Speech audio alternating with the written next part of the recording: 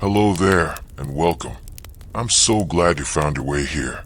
Wherever you are, in a quiet corner of your room, resting on the edge of sleep, or simply seeking stillness after a long day, you're in gentle company now. This is a place for slow stories and softened light, for drifting through time without haste. Tonight, we'll be wandering through the silken hush of Heian Japan, a world of sliding screens, floating incense, and poems written on the breath of twilight. There's no need to understand everything. Just let the sounds wash over you, like warm water or the rustle of leaves at dusk. If you enjoy these kinds of soft, sleepy journeys through history, you're warmly welcome to like or subscribe, only if it feels right to you. I'd love to know where you're listening from and what time it is there. You're invited to leave a quiet little note in the comments so we can see this peaceful web we're weaving across the world.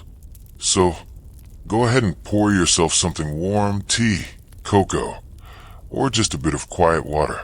Nestle in, adjust your blanket, and allow yourself to soften into the evening. When you're ready, I'll begin. The story is waiting, and it won't mind if you fall asleep along the way. You wake before the light changes. It's the faintest shift, the cold breath of dawn slipping between the slats of the shoji screen, brushing your cheeks, pausing at your eyelids. Somewhere across the garden pond, a heron lifts its wings without sound. The air is still blue and silver, wrapped in the hush before things begin. You're not sure if you've truly slept, but you're not tired either. Just soft around the edges. Your quilt smells faintly of camellia. A lady-in-waiting must have tucked a sachet near the seams again, though she never says so aloud. You breathe in the petals and old linen, the smell of warm dust and perfumed ash. Your robe slips against your bare arms as you sit up slowly, knees drawn beneath you like folded paper. You are a court attendant, mid-ranking, unmarried, distant kin to someone slightly more important than you. You came here 5 years ago after your father fell from favor and your mother took to wearing only gray. You used to speak more. You don't anymore. Here, silence is not a void, it is grace. You pull on your underrobe. It clings slightly in the humid air, still dimpled from where it was folded in the cedar chest. The outer robes come next, first a lavender, then pale yellow, then a sheer layer of smoky blue. The sleeves trail far beyond your wrists. You don't dress in 12 layers like your lady does. Your rank spares you the weight. But still, each morning is a slow poem of color, chosen for the season, for the mood, for the day you hope to have. The incense has already been lit. You recognize the blend, aloes wood, with a touch of clove and dried yuzu peel. It was your turn to choose yesterday. You think of the tiny wooden boxes where each sliver is stored like treasure, wrapped in folded papers bearing names as soft as dreams. Spring rain returning. Morning sparrow. Moon under leaves.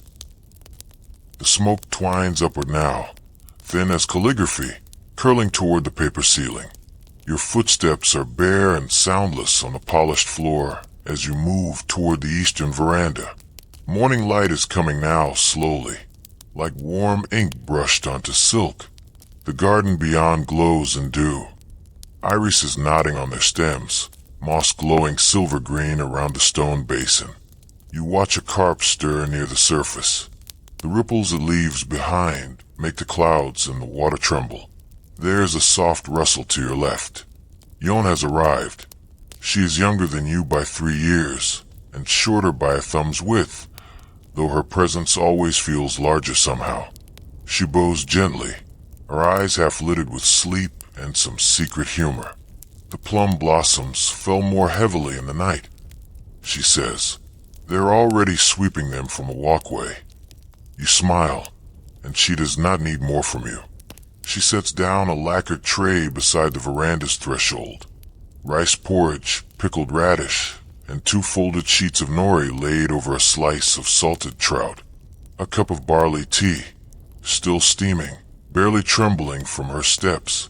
Thank you, you say, voice barely more than air. She nods. You'll join her later?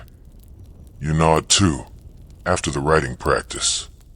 Yon glances toward the far hall where your lady still sleeps, behind many-layered blinds. Her expression softens. She dreamt of fireflies again, she murmurs. You know what that means.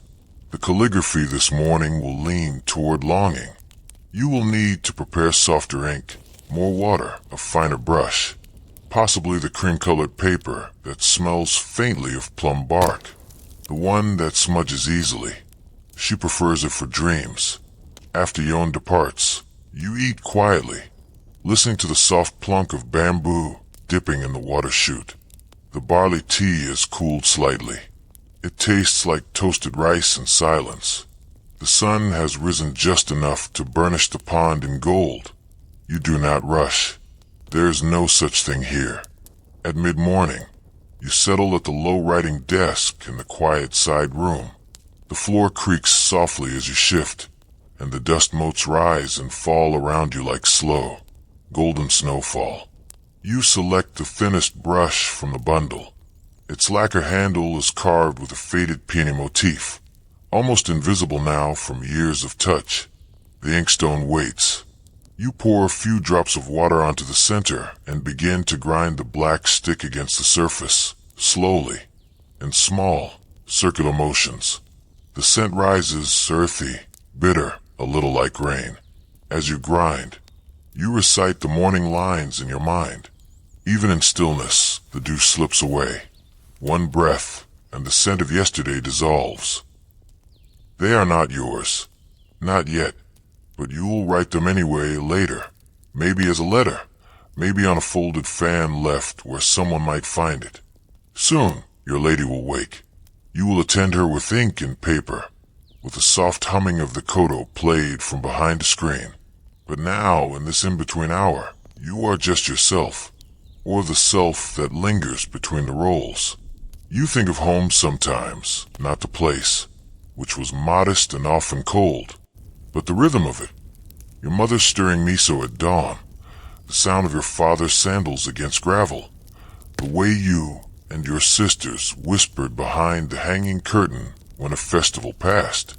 You do not long for it, but it rests quietly in the folds of your memory, like a sachet of last season's leaves, still faintly fragrant. A bird calls from the far end of the garden, a sparrow or something smaller. You pause your grinding and tilt your head toward it, then return to the work. The ink is nearly ready. When you bring the tray to your lady, she is already sitting up behind the blind, her hair flowing in dark waves across the tatami. Her voice is low and musical, still blurred by sleep. I dreamt the fireflies could read, she says. They circled the poem and blinked only on the good lines. You laugh softly, and she rewards you with a faint smile. I will write a reply, she says, to the dream. Would you bring the pale paper? You bow and move to prepare it, warmed by her gentleness, even if it's fleeting.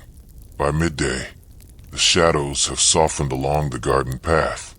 The sun is high, but the breeze carries the cool breath of the pond. A tray of roasted chestnuts is brought for your lady. One is passed to you, though etiquette says it should not be. You accept it with both hands. The warmth of it lingers in your palm. You sit together a while in the shade. She composes. You fold the pages, measure the spacing.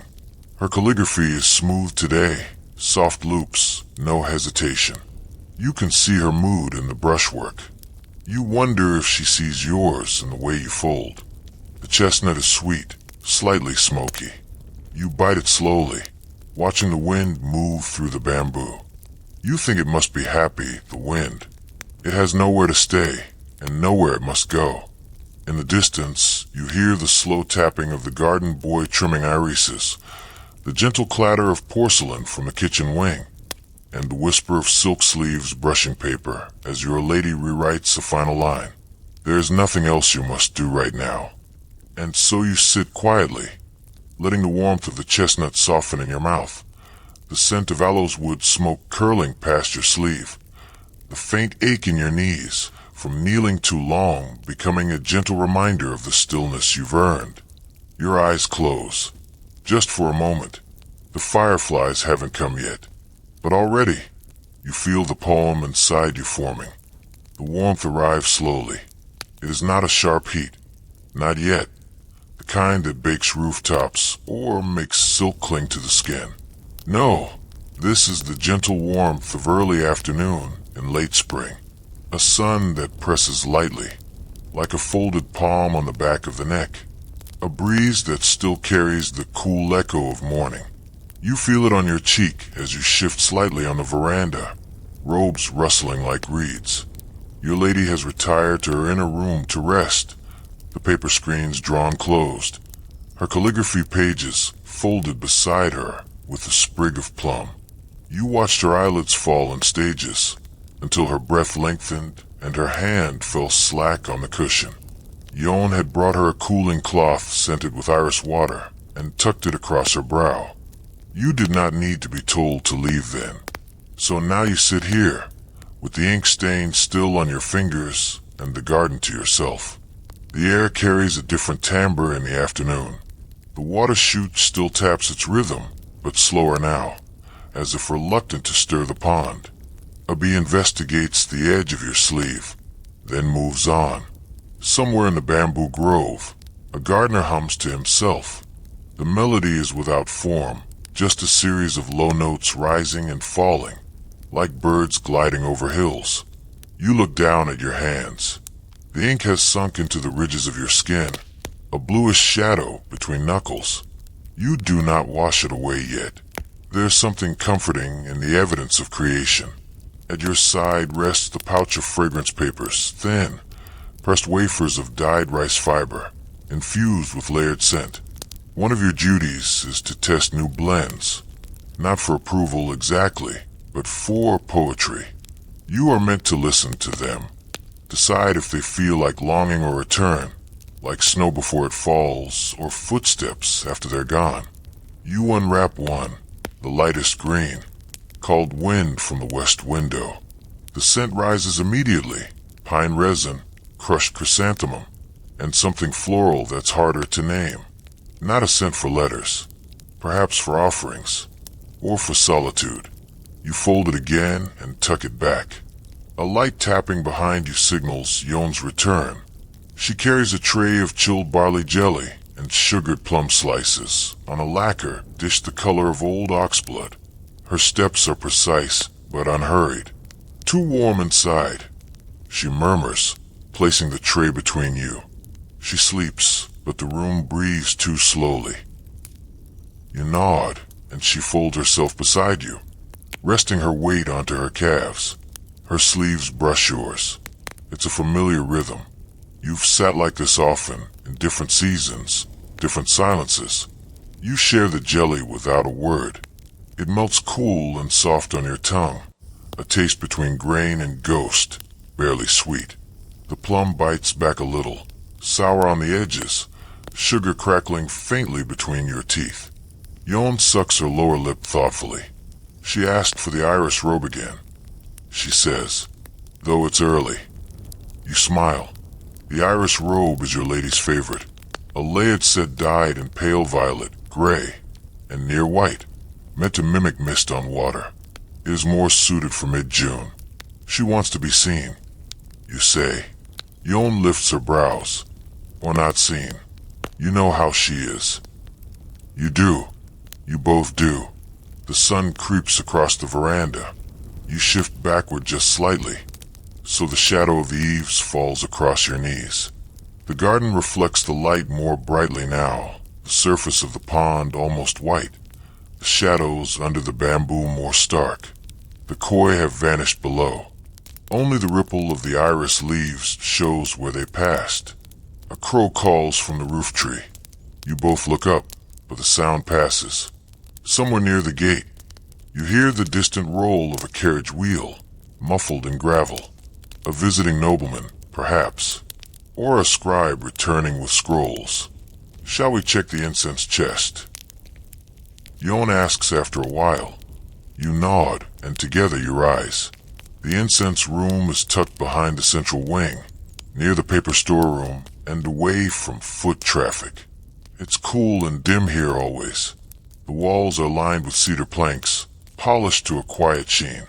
In the center sits the chest itself, low, heavy, iron-bound, and inside it, dozens of smaller boxes wrapped in silk. You kneel before it, lifting the lid with care. The scent greets you at once, a hush of spice, oil, and thyme. The blends are stored in their own silken cocoons, each labeled with brushed characters so delicate they seem barely written. You select one at random, Cricket's Morning. Yon smiles at the name. It's a late autumn blend, meant for moon viewing gatherings. Still, you open it. The scent is woody, melancholy, smoke, bark, a hint of nutmeg, something that recalls footsteps on fallen leaves. Too early, you whisper, and Yon agrees. You reach instead for Soft Bridge and Rain, a mid-spring blend.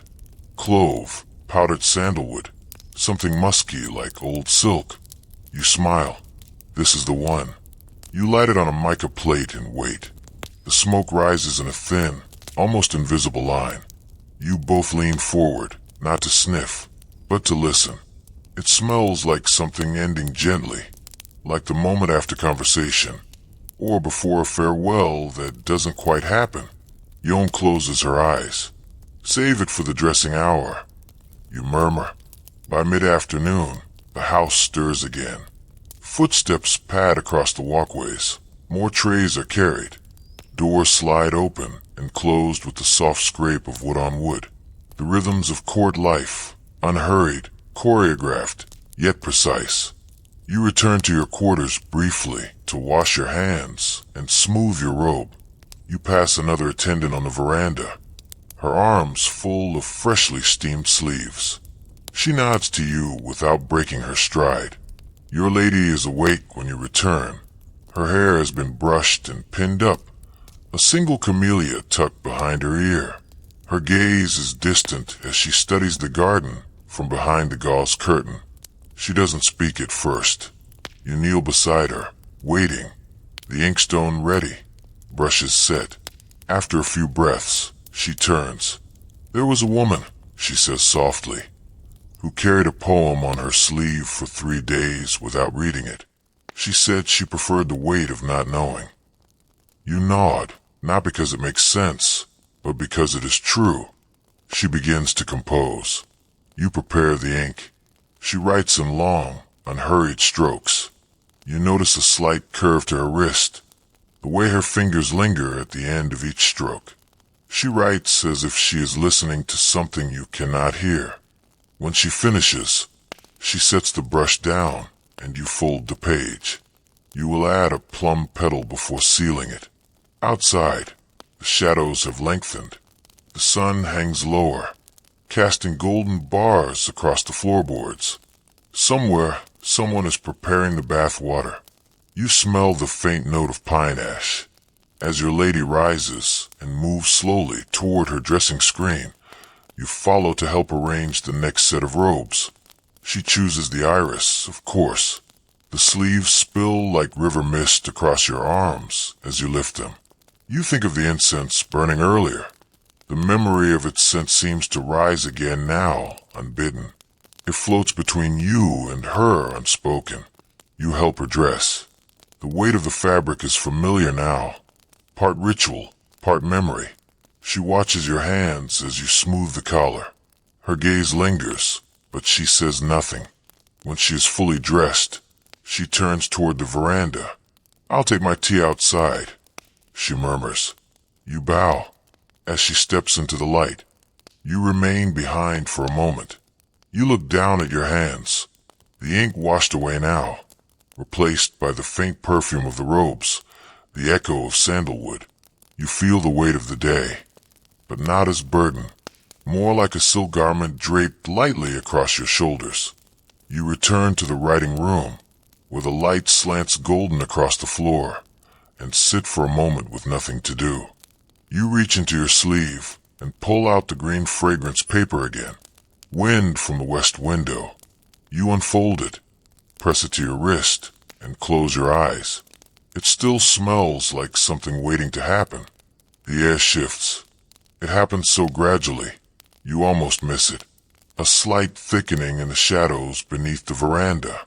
A cooler thread of breeze winding through the corridor like a silk ribbon loosened from a sleeve. The sunlight, still golden, begins to lean lower, dusting the tops of the garden stones with long, slanting fingers. The warmth has softened now, no longer pressing, but folded gently into the hush that comes between tea and lanterns. You rise from the floor, stretching the quiet stiffness from your knees. The writing room is dimmer than it was. The shadows on the tatami have moved, thickened. Your brushes lie clean and drying, the inkstone wiped smooth, as if the day's thoughts had been gathered up and folded into stillness. The corridor outside is calm. No one speaks. No one needs to. A few distant footsteps echo from the side wing. Probably the boy with the lacquered tray, bringing fruit for the afternoon pause. The shoji screens are slightly open, just enough for the breeze to carry in the scent of crushed wisteria blossoms from the edge of the pond. The smell is faint and sweet, like old memories remembered on accident. You pass the southern walkway and pause beneath the eaves. The light here is the color of apricot skin. The garden is quiet. Dragonflies hover like lacquered pins above the water. Bamboo leaves flutter like whispers in the wind, brushing one another with papery sighs. Down the steps, near the brushwood fence, you see Yon crouched low, her sleeves tucked up, gathering wind-fallen camellia blooms into a bamboo basket. She moves slowly, reverently, as if each bloom might speak if pressed too hard. You watch her for a moment, the pale nape of her neck catching the sun. She senses your presence, but doesn't look up. "There's a bee drunk on the blossoms," she murmurs. "He's wandered into the basket 3 times now." You step lightly down onto the gravel path. The stones shift beneath your weight, not enough to crunch, just enough to hum. You kneel beside her and see the bee, a fuzzy blur of striped indecision, crawling in slow, erratic circles over a fallen white petal. "He's loyal, you say, or lost?" Yon replies, then grins. You help her gather the rest. The petals are cool and velvety, with a sweetness that clings to your fingertips long after they've been set aside. Some are bruised around the edges. Some still hold raindrops from 2 nights ago. You wonder how many of these she's picked up over the years, and whether she remembers them all, or lets them fade like faint brushstrokes. Together you return to the outer veranda, basket in hand. A low tray has been set out with slices of pear soaked in plum wine and dusted with ground chrysanthemum. 2 small cups of chilled tea rest beside it, already fogged with condensation. You sit side by side again, the sky turning the color of distant bell tones. The tea is light, barely flavored, just enough to clean the breath, not disturb the mood. The pear is soft and cold, the kind of sweetness that rests on the tongue like snow. Yon leans her head briefly against the post beside her. You both know you should return to your duties soon, but there is no need to hurry. Not today. Across the garden, the kitchen corridor stirs with soft activity. Clay lids lifted, water poured. Someone grinding something in a stone mortar.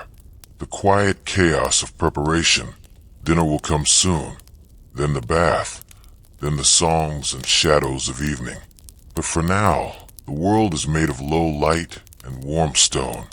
You stand and carry the basket of camellia petals to the stone basin at the edge of the pond. The water here is still, held in a round bowl carved from a single granite slab, set low into the earth. The reflection of the sky ripples in it like silk shaken loose. You tip the petals gently onto the surface. They float without effort. A cluster of white and red blooms drifting slowly into one another, touching edges, then separating again. It feels like a kind of offering. though you do not name it as such. Behind you, the sound of a flute begins, soft, hesitant, like someone remembering a song more than playing it. It comes from the central wing, where a court guest is staying. He is a minor poet, you recall, invited for the iris viewing 2 days from now. His presence has been quiet, respectful, drifting through the household like scent through gauze. The music he plays is unfamiliar, not from the capital. It curls through the air in minor tones, like wind slipping through half-open shutters. You pause, listening. The tune does not resolve. It simply ends, as if the player had forgotten or chosen silence. You find your way back to your quarters and begin preparing for the bath. The wooden pails are already set beside the heating brazier. The water has been steeped with crushed cypress bark and rice bran. You soak a cloth and wipe your hands first, then your neck, then your forearms. The warmth seeps in slowly, loosening the tightness behind your shoulders. The scent of cypress lingers on your skin, sharp, green, almost sweet. You change into a fresh underrobe, undyed hemp, light against the skin, its edges still slightly stiff from recent washing. Over it, a pale green layer, and then a sash the color of evening moss. You leave your hair loose, brushing it slowly, pausing when the bristles catch. The mirror beside you is bronze, the surface slightly rippled. Your reflection is soft-edged, as if you are looking backward through a dream. You pause your hand. There's something about this hour that makes you ache, though you couldn't say for what. It's not sadness. It's more like the awareness of softness, of transience, the weight of things that haven't yet ended, but will. Soon, a knock on the screen, 2 taps. It is Yon again. She carries the scent box for the evening room. Plum wood or sandalwood? She asks. Sandalwood. You reply, after a moment. She nods. It suits the hour. You follow her to the main sitting room, where your lady will soon arrive to listen to stories, or perhaps share a few of her own. You kneel near the censer and prepare the sliver of wood, placing it gently on a mica plate above the glowing charcoal. The smoke rises immediately, fine and clear, smelling of warmth and old temples, of faraway hills and unread letters. The light outside has gone amber. The frogs have begun calling from the edge of the pond. You sit back, folding your hands in your lap. Yon places a cushion nearby and joins you. Neither of you speaks for a while. The room fills with shadow as the day exhales its final breath. The scent of sandalwood wraps around your sleeves. You close your eyes. There is nothing left to do, and nowhere to be, but here, and that is enough. The lamps are lit before the stars. It is always this way. One by one, oil lamps and beeswax candles flicker into life, their flames trembling in shallow cups of polished bronze. The servants move like shadows, their hands practiced and quiet. The corridors blush with amber light, cast upward onto the walls like warm calligraphy. You sit near the brazier in the southern room, knees folded, fingers still scented faintly with sandalwood. The hush of evening has thickened, not with silence, but with softness, the kind of quiet that breathes, that listens. Outside, the sky has become the color of worn indigo. You can just see the first stars, silver and sparse, like embroidery scattered across the hem of a robe. The frogs are still singing, low and rhythmic. Somewhere near the outer pond, a single bell cricket chirps, its voice thin as thread, but resolute. Your lady has entered the room, her robes changed for evening, pale iris and ink blue, layered like twilight. Her hair has been brushed to silk and hangs loosely down her back. She says nothing at first, only settles onto her cushion and draws her knees beneath her. A fan rests lightly in her hand, though she does not wave it. Its painted side is turned outward, white cranes against a rising moon. Across the room, Yon pours the tea. The The ceramic pot, green glazed and crackled, lets out a soft hiss as the liquid is poured. The tea smells of roasted grain and something floral, perhaps dried chrysanthemum, though no one says so aloud. You place a cup before your lady with both hands. She nods slightly, her expression unreadable in the shifting glow. "It feels like autumn," she says at last, though the irises outside are only just beginning to bloom. You understand what she means. Seasons are not always measured by the calendar here.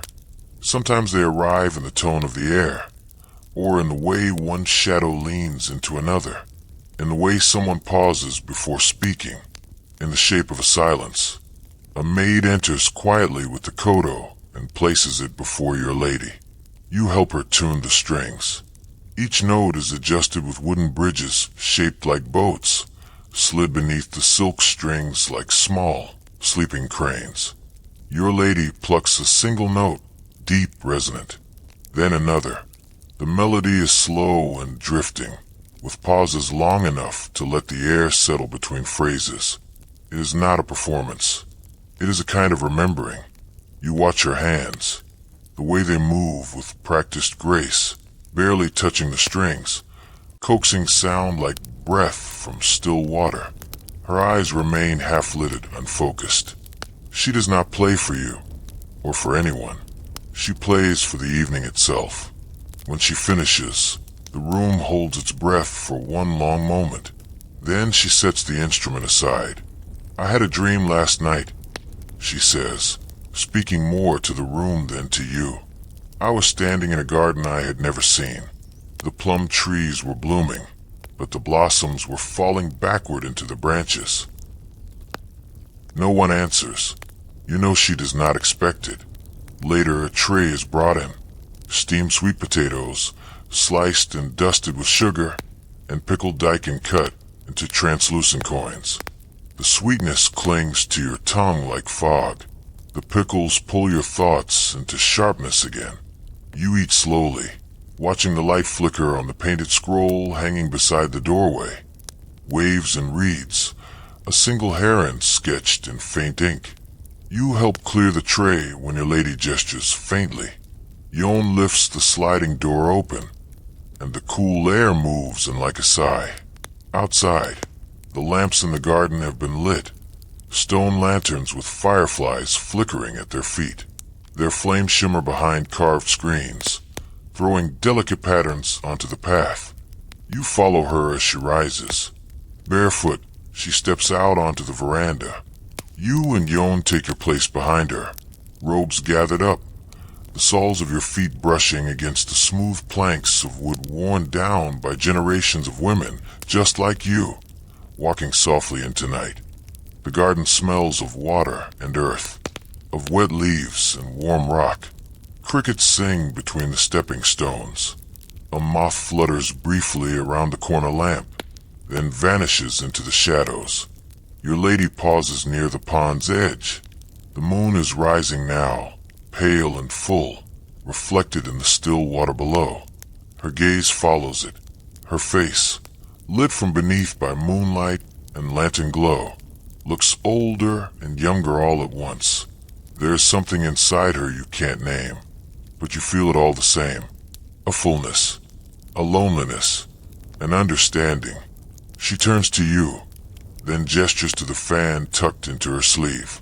You take it gently and open it. On the painted paper is a poem, freshly written in her own hand. A single line catches your eye. "The moon touches the sleeve I forgot I was wearing." You hold the fan carefully, as if it might vanish. "Place it by the pillow," she says softly. You bow and turn away, back to the room with the scent of old paper and glowing coals. You place the fan beside her bedding, resting it against the folded coverlet where the moonlight might touch it again. When you return, she is still by the pond, unmoving, but she is not alone. Yon stands nearby, her gaze lowered, her hands folded. The wind stirs faintly, and the hem of her robe lifts just slightly. Your lady turns at last, nods once, and walks slowly back toward the house. You follow in silence, the cool wood against your feet, the sound of your breath soft in your ears. Inside, the room has dimmed further. Only one lamp remains, and even that is near the floor, casting its glow upward like a pool of liquid gold. You help her into her sleeping robes, made of the thinnest silk, dyed pale as rice paper. She lies down without a word. Her head turns toward the open screen, where the moon hangs, watching. You tuck the coverlet gently over her. Her eyes remain open, but she does not speak. You rise and kneel nearby, letting the quiet settle like dust. The scent of sandalwood lingers faintly in the folds of your sleeve. You listen to the frogs, to the rustle of the plum branches in the evening wind, to the hush of the house as it folds itself into stillness, to the sound of your own breath, slow and calm. And then you, too, lie down. Your own bed is simple. A folded quilt, a cushion wrapped in linen, a screen pulled partway around your space. The light is dim now, and the moon glows faint through the paper walls. You pull the blanket up and close your eyes. The day floats backward through your thoughts, the sleeves, poems, the steam rising from the tea, the garden, the scent of ink, the drifting of camellia petals over water. The fireflies haven't come in earnest yet, but one hovers near the screen, a tiny glow pulsing slowly, like a heartbeat made of light. You drift toward sleep, your breath growing slower. You do not dream of fireflies, but something waits for you in the space between breaths, and the night, like a silken robe, wraps itself gently around you. The paper was folded 3 times, once to conceal the words, once to shape the fragrance, and once, as always, to preserve the silence in between. It rested now beside her writing stand, still warm from her hand, its weight like a single falling petal. Murasaki Shikibu looked at it for a long moment before turning her eyes toward the window. The hour was late, but not yet dark. The sky beyond the open shoji screen was the color of faded wisteria, and the breeze that drifted through the lattice was soft, holding the faintest trace of water and burning cedar. In the distance, near the inner garden's farthest gate, a bell cricket had begun to sing, its call thin and dry, but persistent, like a memory one could not quite forget. The poem she had written was not new. Its verses had come to her days ago, while she stood alone in the veranda corridor outside Empress Shoshi's chambers, watching a single camellia fall into the pond. She had not written them then, only held the lines in her mind, letting them settle, shift, soften at the edges. Now the ink had dried. The poem was finished, but she did not call for a messenger. Instead, she sat in stillness, her sleeves gathered neatly over her knees, her hair combed and oiled, flowing around her like black silk poured over stone. The lamplight touched only one side of her face. Her other cheek remained in shadow. She was not beautiful, not in the way that court poetry described it. No fragile wrists, no voice like wind through reeds. Her beauty was of another kind, one rarely spoken of aloud, the kind that watched, that listened, that remembered too clearly what others had tried to forget. Outside, someone passed, perhaps an attendant from the East Wing, returning with plum wine for the night. The footsteps paused briefly, as if catching the scent of ink or sandalwood, then continued, fading gently into the woven hush of the corridor. Murasaki let out a slow breath. The paper on the floor did not move. It was a quiet evening in the imperial palace, and no one needed her. That was, in a way, a gift. She rose slowly, her robe shifting with a low whisper against the tatami mat. Her writing implements were cleared with care, brush washed, inkstone wiped, paper scraps folded and tucked away. She moved without urgency, without hesitation. This, too, was a form of prayer. The light beyond the screen had dimmed. A servant would be coming soon to light the lamp. She did not call out. Let them come when they came. There had been a time, not long ago, though it felt like a distant chapter, when she had written every night without pause, when words poured from her not as performance, but as instinct. That was when Genji had first begun, its first shape, its first sigh. The ink had come without force. She had written by moonlight, by the embers of censers, by the faint illumination of her own inner ache. She had not set out to create a prince, and yet there he was now. Hikaru Genji, radiant and sorrowed, beloved and bereft, a man both more and less than the men around her. A mirror? A memory? A mask? She was not certain anymore. The breeze shifted. She reached toward the incense bowl, adjusted the ash with the slender bamboo tool. A faint spiral of aloes wood rose again into the dimming room. Its scent was soft and resinous, like aged earth, tinged with sweetness that had nothing to prove. It reminded her of her father, of nights long before she entered court, when she would sit at the edge of the study, half hidden, listening as he read aloud the Chinese histories. She had not been allowed to study them formally, but she remembered every name, every phrase. The stories came easily to her, the structure, the sorrow, and now she was here, an unspoken scholar in a world that prized the curve of a sleeve over the curve of an argument. Still, she did not complain. There was a kind of power in invisibility, in remaining slightly to the side of every conversation, in hearing what was meant beneath what was said. It made her a writer, yes, but more than that, it made her free. The lamp was lit at last, a pale light blooming in the corner. The screen to her left shifted slightly, and a young attendant entered with a tray, tea, and a few slices of pear dusted with plum powder. The girl bowed, placed the tray, then hesitated. "Would you like the curtain drawn, my lady?" she asked softly. Murasaki turned toward her. The girl's face was round, kind, very young. Her sleeves still bore the faint scent of barley starch. "No," she said. "Let the night come in." The girl nodded, bowed again, and left. Murasaki poured the tea herself.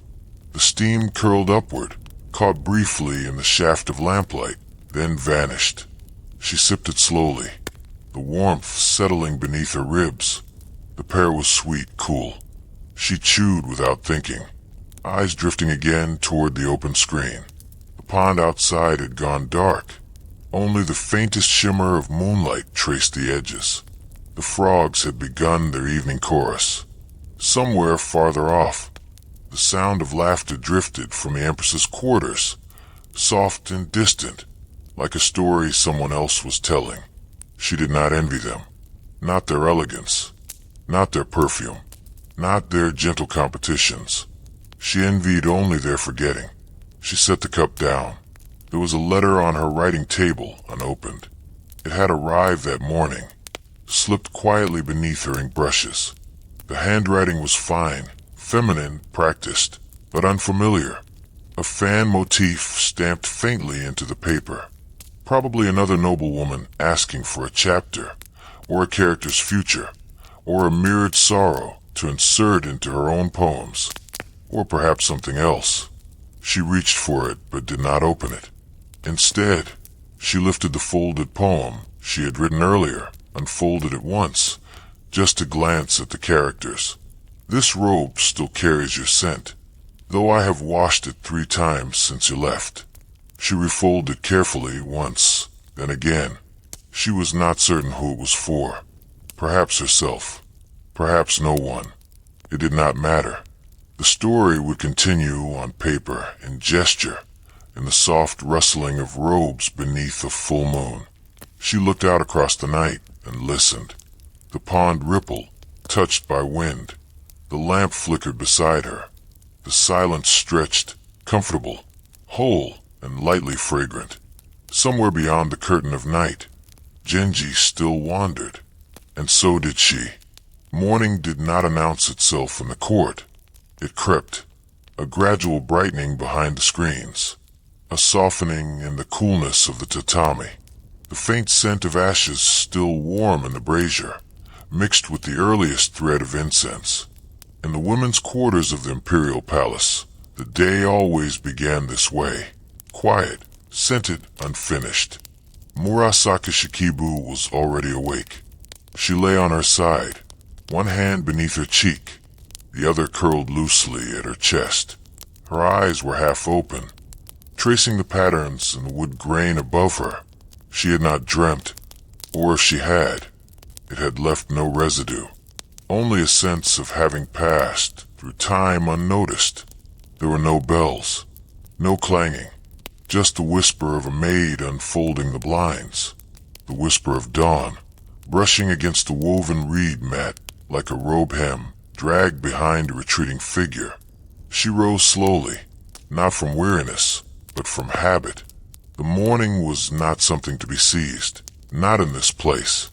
It was something to be observed. Her sleeves trailed along the floor as she moved toward the basin, where a girl had already poured warm water over a folded towel. Murasaki lifted it and pressed it gently to her face, the heat soft against her temples. She lingered a moment, breathing in the faint scent of yuzu. The maid brought her a fresh underrobe and a layered outer gown, pale rose and ash gray. Quiet colors, thoughtful ones. She dressed without speaking. Her fingers moved with practiced precision, adjusting folds, smoothing edges. No mirror was necessary. She knew what she looked like, and she had long since stopped hoping it might change. The outer chamber was still empty. Light seeped in from the east window, long and golden, brushing the floor like silk threads spilled from a loom. The inkstone had already been set out clean, with a fresh brush beside it. A single sheet of paper, uncreased, rested on the lacquered desk. She did not write immediately. Instead, she sat beside the ink and watched the light move, watched it stretch slowly across the paper, as if preparing a stage for something delicate to arrive. In the distance, someone was reading aloud. A girl, probably, practicing. The rhythm was uneven. A poem about spring, or something pretending to be. A voice too clear for longing. Murasaki dipped her brush. Her first stroke was not a character, but a curve, a line, a hesitation given shape. It had always been this way. Words came second. Before that, rhythm, breath, the space between thoughts. She began to write. Not a chapter. Not yet. Just a note. A line spoken by a woman to no one in particular. Even in a dream, he does not stay long enough to be held. She let the brush rest. Somewhere behind her, a door slid open. Lady Murasaki. Came a voice. Low, careful. She turned. One of the Empress's ladies stood in the doorway, her face composed, but her fingers fidgeting along the edge of her sleeve. She requests your presence, the girl said, after the incense. Murasaki nodded. The girl bowed and vanished. She did not rise immediately. Instead, she poured a small cup of tea from a waiting pot and drank it slowly. It was lukewarm by now, slightly bitter. There was something honest about that. The visit to Empress Shoshi's chamber would not require conversation. Not necessarily. It was enough to sit, to compose or observe, to be visible without intrusion. In the Heian court, presence was performance. But performance, when done gently, could be its own kind of truth. She made her way slowly across the corridor. Her steps were light, silent on the polished floor. Through the screens, she glimpsed the shadow of a musician tuning a biwa, a child reciting names of flowers, a woman arranging scrolls with exaggerated care. Each gesture held its own choreography. Each person played their part. When she arrived, the Empress was seated on a cushion beside the open veranda, her face turned toward the garden. A pine tree leaned over the edge of the pond, its branches still heavy with dew. Morning doves cooed softly somewhere out of view. Murasaka bowed and took her place at the side. The Empress did not look at her directly, but spoke without turning. "I dreamed of a garden again," she said, "but this one was wrong. The flowers were all in the wrong places." Murasaki considered. "Were they still beautiful?" she asked gently. The Empress paused, then smiled faintly. "I think so." There was a silence between them, not awkward, just open. The Empress turned slightly. Her robes were the color of pale iris, layered with soft cream and lilac. Her hands rested on her lap, fingers long and still. "I wonder," she said, "if the things we dream are more true than the ones we remember." Murasaki looked down at the floor, tracing the light that played along the tatami. "It depends," she said at last, "on who does the remembering." The Empress nodded, as if that had confirmed something she had already decided. She asked for a poem then, something from Genji, not a new chapter, but a passage she already loved. Murasaki recited it softly, eyes half closed. The dew clings to the grass, uncertain of the sun's return. A lover's touch, withdrawn before fully known. The Empress closed her eyes and leaned her head slightly against the pillar behind her. "You write sadness well," she said. "It's what I know," Murasaki answered. They said no more. Later, she returned to her own chamber. The paper from the morning was still there. The ink had dried on the unfinished line. She read it again, then folded the paper gently and placed it inside a lacquer box with the others. She did not throw them away, even the broken phrases, even the ones that never became chapters. Each one, a fragment of a life imagined, or perhaps remembered. The afternoon passed without rush.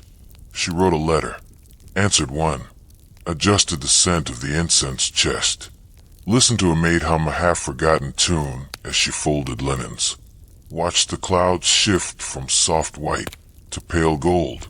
There was no urgency. There never was. Not here. The palace moved slowly by design. 1,000 moments drifting in careful choreography. A place where thoughts could pass like shadows and be remembered by their weight more than their shape. When the sun finally began to lower, she set aside her brush. She walked once more to the veranda, where the evening breeze had begun to move. Below, the garden stirred with birdsong and the rustle of bamboo.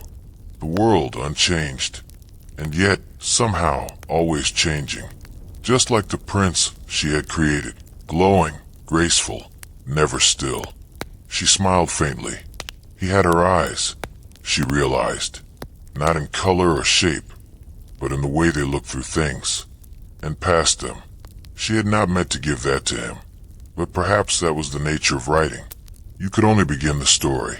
The rest it unfolded on its own, and sometimes, quietly, it folded you back into itself. The ceremony was neither urgent nor especially meaningful, but it was beautiful. And at court, that was often enough. It was a flower-viewing gathering, official in name, delicate in practice. Not the spring cherry blossoms that brought half the capital into the hills, nor the deep crimson of autumn's maple leaves. This was for irises slender, elegant, late-blooming, less adored, perhaps, but no less watched. The nobles had gathered in the western garden, where the pond curved in an elegant loop, its banks carefully cleared of overgrowth. Irises had been placed in tidy clumps near the edge, arranged in pairs like polite guests. Some had been coaxed into earlier bloom through warmth and poetry. The rest bowed shyly beneath the weight of their buds, seemingly aware of their audience. Murasaki Shikibu stood behind the curtain, not hidden exactly, just partially veiled. A folding screen with a gauze panel separated her from the more visible women at court. Technically, she was among them. In practice, she was set slightly aside. The fabric between her and the garden shimmered faintly in the late afternoon light. The breeze pressed it gently against her sleeve, then released it. From this position, she could observe without being observed. A subtle but useful arrangement. The men were across the pond, their sleeves arranged carefully over their knees, their voices pitched low and pleasant. They discussed the angle of the sun, the age of a scroll, the scent of the incense. Occasionally, they read short poems aloud. Some were original, others borrowed from Tang poets, softly adapted. Murasaki sipped tea that had cooled too long in its cup. It tasted slightly of metal and memory. A lady to her right leaned forward slightly, whispering. That last verse was his own. He didn't cite the source. Murasaki glanced sideways. The woman had narrowed eyes and a pleased mouth, the satisfaction of one who had caught a fox wearing a robe stitched for a prince. She made no reply. It was common enough to borrow. Words floated easily here, and were rarely traced to their roots. Beauty, not originality, was the coin of court. Still, it amused her. How easily a poem could drift from the reeds of a distant river in China and be caught here, reborn in someone else's lacquered hand. The men did not look in her direction, of course. Even the young ones, barely old enough to manage the width of their sleeves, knew not to gaze too boldly toward the women behind the screen. They might write a verse for her. They might slip it into a folded fan or press it between pages of a story, but they would not meet her eyes. It was, in its way, a kind of power. One of the men, one she recognized, a third cousin to the chancellor, recited something from memory. His voice was steady, but the rhythm wavered near the final line. His sleeve caught briefly in the reeds as he stood. The lady beside Murasaki sighed. "He's trying too hard again," she whispered. Murasaki's lips curved slightly. Perhaps. But even so, trying here was still beautiful. She turned her attention back to the pond. The surface rippled gently from a passing breeze. The irises moved, not as individuals, but as a chorus. They nodded to one another across the water, their purple and blue-gray heads dipping in unison. The reflections doubled them, made them seem more abundant than they were. An illusion, but a pleasing one. The scent of warm sandalwood drifted near her shoulder. A nearby censer had been lit, its smoke curling upward in a loose spiral. It mingled with the aroma of pine bark and summer grasses, a scent too faint to name, but rich in texture. The event would end soon, not with ceremony, but with a soft dispersal. A pause in conversation, a shared nod, perhaps a final verse exchanged across the garden path. Then the screens would be gathered, and the robe shaken out, and the servants would carry the trays away in silent procession. Murasaki knew the rhythm well. She folded her hands loosely in her lap and let the scene continue without her. Later, when the guests had gone and the lamps were being lit, she returned to her own chamber. The day's light had dimmed to a warm bronze, casting soft shadows along the floor. A scroll was waiting by her writing table. It had been left without explanation, though she could guess the sender from the style of the paper and the subtlety of the fragrance. She did not open it right away. Instead, she poured water into the basin and rinsed her hands. The chill of the water surprised her. She held her fingers there for a moment, watching the surface quiver and settle. She thought of the men across the pond, of the poems traded like gifts, of the careful way they sat, their gestures fluid and rehearsed, of the satisfaction they took in being seen, and in pretending not to notice who was watching. There was no cruelty in it, only pattern, a pattern learned, performed, passed down. And she, too, was part of that pattern. She dried her hands slowly and sat beside the scroll. It was a poem, of course, a short one, folded once, sealed with a pressed camellia petal. The wind that brushes past your sleeve does not ask to be held. It only hopes to be remembered. There was no signature, but the meaning was not hidden. She smiled, not because the poem moved her, but because it did not need to. It was like the flower viewing beautiful, and that was enough. She did not write a reply, not immediately. Instead, she opened her notebook and recorded the iris's shape in 5 words. Not its color, not its scent, just its dance. Like a dancer who has just bowed. It would become a line in a later chapter. Or perhaps it would not. She had learned not to force it. Some verses lingered in the mind for years before finding a place. Some never did. She closed the notebook, her fingers resting lightly on the edge. A breeze stirred the curtains. The light shifted once more. Outside, the garden waited. The pond, the stones, the irises, each one holding its posture a little longer before night. And Murasaki, seated in stillness, followed their lead. Evening came slowly, as it always did in the palace. It did not fall nor arrive. It gathered. It deepened. Light withdrew in small, measured gestures, first from the corners of the writing room, then from the ceiling beams, and finally from the thin line of gold that had hovered along the veranda. The day, though finished, did not announce its end. It simply rested its hands in its lap and turned its face away. Murasaki Shikibu sat beside the low lamp, her writing stand set with a clean sheet of paper. The flame flickered gently in the bowl, casting soft curves of light along the lacquered surface. Her brush was ready. Her ink had been freshly ground, but she had not yet written a word. Outside, the wind stirred the pine branches, a steady rustling, like a robe being shaken out. A few frogs had begun to call near the pond, their voices round and wet, layered one over another like a verse whispered through layers of silk. She watched the flame. It pulsed faintly, responding to the draft. Not afraid, not bold, simply aware. Her hand hovered over the page. The prince, she thought, should leave something behind in this chapter. A token, not a confession, nothing so plain, but an object that speaks in absence. A fan. No, too light. A robe. Too obvious. Perhaps a comb. Wooden, polished, left in error but not without intent. She smiled faintly at her own deliberation. The court itself could be described this way. A collection of tokens never spoken of aloud. One did not ask what was meant. One only noticed what was left behind.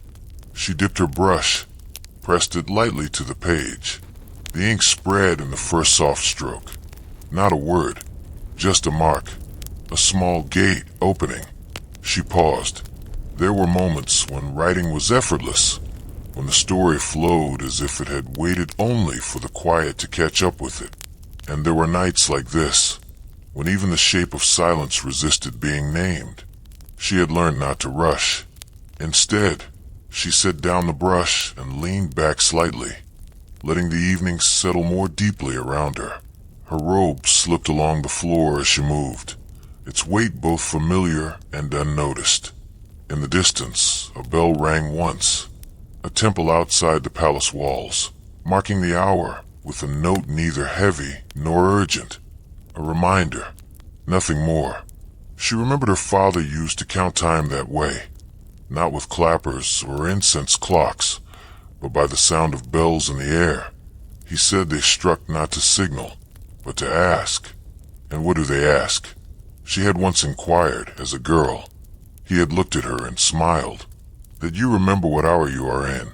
Now she remembered. The brush returned to her hand, and the first line formed without force. He left no words, only a scent on the sleeve, faint but persistent. She traced the curve of the characters carefully. It would be read aloud one day, perhaps to a young lady with hopeful eyes and a voice like dripping water. The girl would smile or sigh, depending on what she wanted to be seen feeling, and the line would pass, absorbed into the soft quiet of the evening. But the meaning, its meaning, was now here, held gently between brush and paper, between her breath and the waiting air. She dipped the brush again, wrote 2 more lines, then stopped. A moth tapped softly at the paper screen, near the lamp. She looked toward it, pale, fragile, unknowing. It landed once, then drifted off again, its wings beating soundlessly into the shadow. She watched it go. In the corner of the room, a scroll leaned half open. A gift from a nobleman, too ornate, too self-satisfied to be read with any real attention. He had sent it with a note, comparing her writing to the bloom of the first iris. She had smiled when she read it, not because it was true, but because it was practiced. Still, she kept the scroll, not out of fondness, but because its brushwork was skillful, and because dismissing beauty too easily was its own kind of vanity. She thought again of the prince. She thought of the way his hands moved, his fictional hands, within the story she shaped. She thought of the way he looked at women and through them, how he gathered love without meaning to keep it. She wondered, gently, whether she had been unkind to him, whether giving him too much sensitivity had made him foolish, whether giving him too little cruelty had made him unreal, and whether, in the end, he was still hers. The scroll in the corner sagged slightly. She returned to her brush. Another line, this one longer. The lamp dimmed. A knock at the edge of the room. "Lady Murasaki," came a soft voice. It was one of the junior ladies, barely 15, with a tray of fruit and a bowl of chilled barley tea. She entered without waiting for reply, her movements careful but not stiff. The tray clicked softly against the wood. The girl bowed. "Will you take anything else?" Murasaki shook her head. "Shall I relight the lamp?"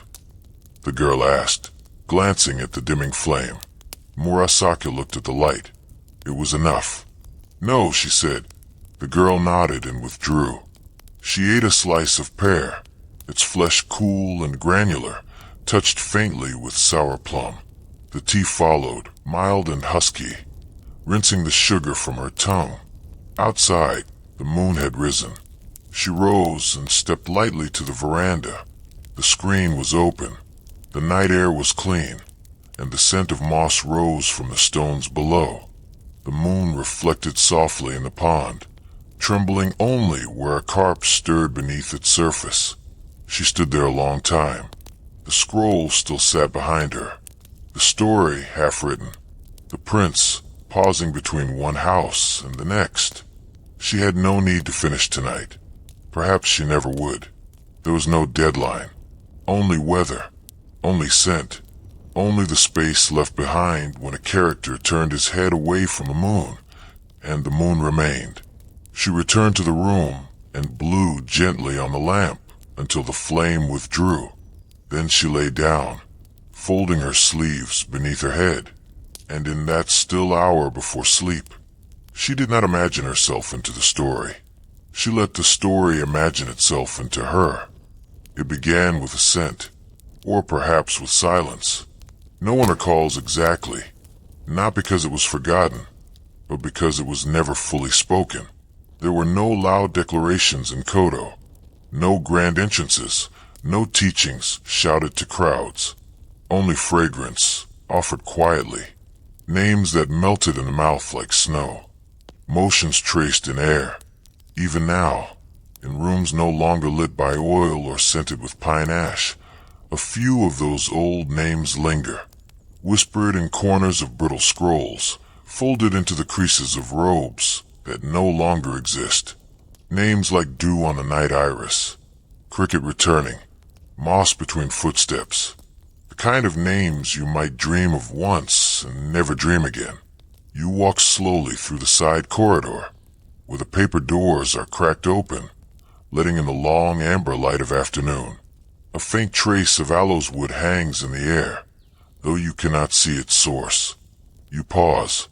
In this household, someone has prepared incense, not for ceremony, not for prayer, but simply to mark the hour as passing. You can't help but listen to it. Not smell, but listen. The scent says nothing direct. It offers no lesson, but in the way it unfolds, first sharp, then soft, it tells you something. You don't know what, and that is enough. There is a small room, deeper inside the estate, where the Kodo implements were once kept.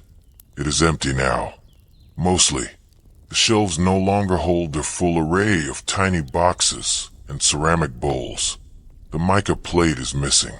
The old tools for layering ash, bronze, fine-bristled, shaped like birds in flight, have been packed away or carried elsewhere. But on the floor, beneath the window that no longer quite closes, there remains a low table, lacquer chipped at the corners, and a square of cloth where someone, once, folded each cent with deliberate care. You kneel there, pressing your hand lightly against the cloth. It is smooth, but slightly worn. The weave has loosened. When you press your fingers to your nose, you catch a memory. Dried sandalwood, faint musk, a sweetness that feels old, like apricots left out in the sun too long. Nothing remains visibly, but something lingers. The stories say that women in the court could identify one another by scent alone. Not perfume, but their own layered blend. How they stored their robes, which incense they preferred. How often they rewarmed their bedding in smoke. A presence without face or name. To move through a corridor was to leave a signature. To enter a room was to read one. You stand and look around. The floor is clean, swept. The screens have been repaired in places, but unevenly. The lamp in the corner has no wick. Still, it feels full. Kodo was never about the tools. It was about the moment that passed. The way the smoke curled around the wrist before vanishing. The way a guest responded not with a word, but with a pause. A tilt of the head. A soft breath inward. They called it listening to fragrance. Not judging. Not collecting. Not even naming. Just listening. You step back into the corridor, walking softly along the polished boards. There's a shadow in the paper from a tree outside. The leaves are trembling in the breeze, and the pattern they cast dances gently at your feet. It reminds you of one of the old Kodo games. There were many, some structured, some like drifting songs, but one was called Genji-kyo, the fragrance of Genji. In it, players would smell 5 different incense blends, each burned behind a screen, each without label. The task was not to guess their names, but to match them, to find the pair that echoed. No winner, no prize, only the pleasure of recognition, only the hush of realization when one scent found its twin. And even then, the game was not spoken of. The answers were marked in symbols on fine paper, lines drawn like reeds or waves, a small fan, a curve of cloud. Those symbols, too, have faded. Few know what they mean now. Fewer still care to ask. But in an old drawer, wrapped in gold-flecked paper, there remains a record. A sheet folded in fourths. Soft from touch. 5 lines. Ink faded to brown. A pattern of matches drawn by someone long forgotten. And in the margin, a single poem. The scent I mistook for yours now lingers in my sleeve. You pass through the garden. The stones are warm from the sun, and the moss has softened around their edges. Bamboo rustles overhead. The water in the pond is still. You sit on the edge of the veranda, watching a dragonfly rest on a stone lantern. Its wings catch the light like fragments of mica, like the plates used to warm incense in ceremonies that no longer happen. You close your eyes. Breathe in. A trace of cedar. The ghost of plum. Maybe it is from the wood beneath your knees. Maybe it's memory. Maybe it's nothing. There's no need to know. In the world of Kodo, fragrance was never about certainty. It was about feeling what could not be said. The way a season changes before its flowers bloom. The way someone's presence can be missed before they leave. The way memory arrives without asking and departs without explanation. You remain there as the light fades, your hands folded in your lap, your breath slow and even. No incense burns now, but still you listen, and the scent, whatever it once was, lingers. The scent arrived before the servant. It slipped in beneath the sliding screen, drifted along the grain of the floorboards, and curled into the folds of your sleeve without permission.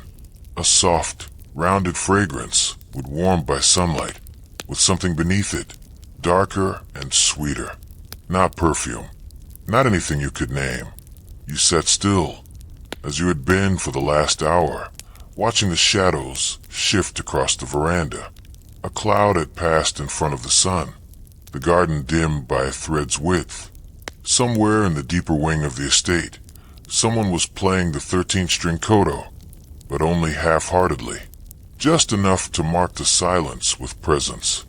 And now this scent. The servant stepped into view, carrying a thin strip of pale wood wrapped in cloth. You did not ask what it was. She placed it beside the censer and bowed once, her hands disappearing into the folds of her robe. Then she was gone, her footsteps absorbed by the polished floor. The strip remained. It was small, narrow, curved slightly at the edge, as if once dampened by steam. Its surface bore a faint shimmer, almost like fish scales under lamplight. You touched it briefly. It was cool. You placed it onto the mica plate, already warmed by the slow-burning coal beneath. For a moment, nothing happened. Then, the first sigh of fragrance. Not strong, not sharp, a rising thread that wandered. It felt like brushing past someone in a corridor, someone you had once known well, but now could no longer name. Not unfamiliar, just unreachable. You closed your eyes. Time in this room no longer behaved the way it did elsewhere. There was no bell, no voice, just the slow unfolding of scent, and the hush that followed it. A hush shaped like breath, like silk falling in water. The room had no calendar, but still it held seasons. Some days smelled of winter's end. Snow just turned to slush beneath the bamboo, smoke trapped in the folds of sleeves too thick for the warming breeze. Other days, the fragrance held a green bitterness, like the stems of irises broken too soon, before the petals had a chance to bloom. No one wrote these names down. If they were ever spoken, they were spoken once, in the moment, and then released like ash from the incense tray. There had been a book once, more than one, perhaps. Records of recipes, tools, matches. You remember seeing one in the hand of an elder woman many years ago, when you were still too young to ask questions with confidence. The book had no title on the cover, only a faint circle stamped in red ink. Inside, thin paper covered in brushstrokes so fine they seemed like the veins of a leaf. You remember only a few lines. Do not name what will pass too quickly. The fifth blend should be burned near dusk, but only in rain. Never mix smoke from separate hearts. You didn't understand then. Now, perhaps, you understand even less. The scent has changed. You open your eyes. The strip of incense has begun to curl at one edge, the heat reshaping it as it burns. The smoke now smells of dry plum skin, and underneath that, something older, like the inside of a chest kept closed too long, but not musty. Sweet, sleepy. It stirs something behind your eyes. Not a memory exactly, just an atmosphere, a texture. You've smelled it before, or thought you had. But when? In a robe worn by someone you admired? In a garden you passed through in late evening, with no name on your tongue? In a poem whose first lines you forgot, but whose feeling still drifts through your body like a warm wind? Perhaps not at all. Perhaps it is nothing. You rise slowly, letting the robe fall back into place around your legs. The floor is cool beneath your feet. You cross to the open screen, where the garden stretches beyond the veranda. The day has grown deeper. The pond reflects a soft gray, the sky clouded now. A heron stands among the reeds, unmoving, Bamboo leaves rustle gently against one another, the sound like paper being handled by careful fingers. You step down onto the path. The stones are damp with old rain. As you walk, you notice the scent follows you. Not strongly, just enough to stay in the sleeves, in the crease behind your neck. It reminds you of your own breath on a cold day, caught in the folds of a scarf. It's not your scent, not exactly, but has borrowed something from you. Or perhaps you have borrowed something from it.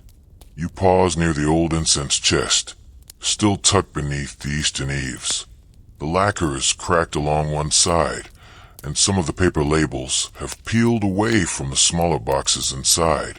You open one at random. Inside, thin coils of incense rest in a spiral, held in place by a slip of folded paper. The paper bears a single word, written in a hand unfamiliar to you. The ink has faded. You do not know the word. You close the box again. There is no need to search for meaning. It is enough to know that someone once folded the paper with care, that the word was once known, that the scent, whatever it was, once rose into the air and was met by someone's breath, someone's silence, someone's closed eyes. You return to the sitting room. The incense has burned down to its end. A faint curl of smoke rises once more and disappears. You do not replace it. Instead, you fold the cloth carefully, not because it needs preserving, but because it deserves the shape of rest. You blow gently across the mica plate, sending the last dust of ash into the air. The scent lingers, soft, like the echo of a voice in a quiet temple. And as the sun begins to set behind the paper screen, you sit in the hush, not to understand, not to remember, but simply to be near what has faded, and to let it fade again. The room was no longer used for guests. Its screens had faded to a soft gray, the paint along the lower rails worn away by too many summers of wet hems and slow footsteps. A tear in the ceiling paper revealed a seam of old wood above, just wide enough for a breeze to pass through in spring. Dust moved there now, gliding through the beam of light like lost handwriting. No one called it the Kodo room anymore. It had no name, in fact, just a direction, north wing, last room by the well, and a quiet air of being passed over. But some part of the room still held itself differently, as if waiting. It breathed when no one entered. It had a texture that didn't belong to disuse, but to memory. Today, someone had opened it. The doors had shifted reluctantly on their track, releasing the sharp scent of paper kept closed too long. Cold floorboards, woven mats flattened into quiet obedience. One broken window lattice casting a shadow like a forgotten poem. And in the center, the old fragrance box. It sat low to the ground, carved from kiri wood, its corners slightly blackened from touch. No ornament, no inscription, just a curve of grain along the top that caught the sun like smoke held still. You knelt beside it, not to open it, not yet. First, you let your hands rest on your knees. You listened to the hush of the room, to the slow ticking of dust in the corner, to the way the air brushed your sleeves, without moving anything at all. There were no voices, no memory spoken aloud, but something was here. When you finally lifted the lid, the scent rose up, not fresh, not immediate, but softened by years of sleep. It did not declare itself. It hovered. There were small boxes inside, each wrapped in a cloth the color of storm clouds. Some bore creases from folding. Some had threads that clung to their corners. One had a single silver hair caught in its seam, curled like a note that was never sent. You chose the smallest. Its weight was uneven, as if something inside had shifted long ago and never settled again. You unwrapped it slowly, letting the cloth fall open in your lap. Inside, a thin strip of incense wood, dark as river stone, nestled in a hollow of paper ash. The ash had been arranged deliberately, swirled gently in the form of a spiral. Not a perfect one, no compass used, but shaped by a hand that knew its own rhythm. The kind of shape made by someone listening inward. You lifted the wood. The ash beneath it fell slightly, disturbed by air. A tiny cloud rose and disappeared. You touched the wood to your nose. No scent now. Nothing left. But still, you felt something move behind your ribs. The sense of a door half open. The whisper of a name you had never said aloud. You replaced the piece, carefully. You didn't want to burn it. Whatever it once was, it had already been offered. Its meaning, if it had one, was part of the room now. Not for repetition. You set the box aside. Then, drawn by something without urgency, you traced your fingers along the floor, toward a faint discoloration near the wall. There, beneath the woven mat, was a square impression in the wood, smooth in the center, worn at the edges. A tray had rested there, probably, or a cushion, perhaps. Something placed and removed, again and again. You pressed your palm against it. The wood was warm, not from sun, not from fire, just from having been touched many times long ago. There was a comfort in that. You remained there for some time, unmoving. The shadows in the room shifted gently, turning long and soft across the walls. Outside, wind moved through the bamboo, and the hollow stems whispered against one another like voices with no breath behind them. Somewhere a bell rang. You did not rise. Instead, you let the sound pass through you, like a scent that doesn't belong to you, but rests in your sleeve anyway. Later, much later, though you could not say how much, you rose and opened the outer screen. The garden lay still. Dusk had arrived without declaring itself. The sky was not yet dark, but the edges of color had blurred into one another. Pale blue, gray, a soft rose at the horizon. The irises by the pond had closed slightly. A heron watched from the edge of the stone path, its neck folded back, not asleep, but somewhere near it. You stepped into your sandals. In your hand, still, was the wrapping cloth from the incense box. You hadn't meant to take it. It had simply come with you. You sat at the edge of the veranda and unfolded it once more. It smelled like nothing now, but the creases held their shape. You placed it in your lap and traced them, gently, a square, then a fold inward, then a twist. You wondered who had made them, not just who, when, and with what feeling. Had they wrapped it in joy, in sadness? Had they folded out of habit, or with reverence? Had they thought someone else would open it, or had they thought no one would? The air cooled. A breeze lifted the corner of the cloth and laid it flat again.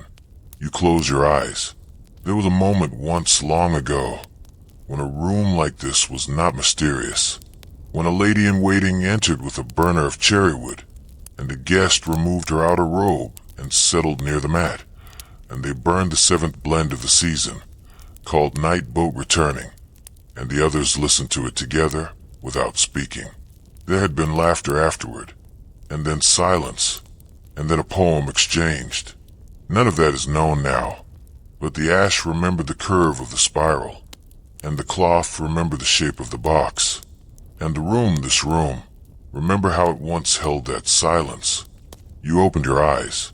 There was nothing new here, and yet everything had changed. You rose slowly. The sky had gone deeper. From the western edge of the garden, a lantern had been lit. Its soft square of gold flickered against the bamboo. You left the room as it was, screen open, cloth folded, ash undisturbed. No scent followed you this time, but something did, and it was enough. There's a room in the back of the estate. It is smaller than the others, tucked beneath the eaves, where the ceiling slopes just enough to brush the top of a tall man's head. The light that filters through its window is always quiet, never direct, never sharp. Just a long, slow silver that belongs more to mist and sun. No one remembers why the room was built. It is too small for guests, too spare for sleeping, too silent for music. But the floor is smooth from years of feet crossing it in soft intervals, and the walls bear the faint scent of something older than wood. No one calls it anything, but sometimes someone enters. You enter now, not as a visitor, not as a keeper, but as someone drawn by stillness. The door clicks softly behind you. There's no scent at first, only cool air, pressed gently against your face. Your sleeves trail slightly as you move, brushing the woven mats, their edges faintly curled from age. In the center of the room, an old incense tray rests, empty. The ash has been cleared. The mica plate is gone, but the shape is unmistakable. You sit beside it, not to light anything, but simply to be near where something once happened. You breathe. The room does not remember names, but it remembers actions. It remembers the weight of a strip of wood placed with care, the warmth of breath as someone leaned forward to listen, the hush before a judgment that was never spoken.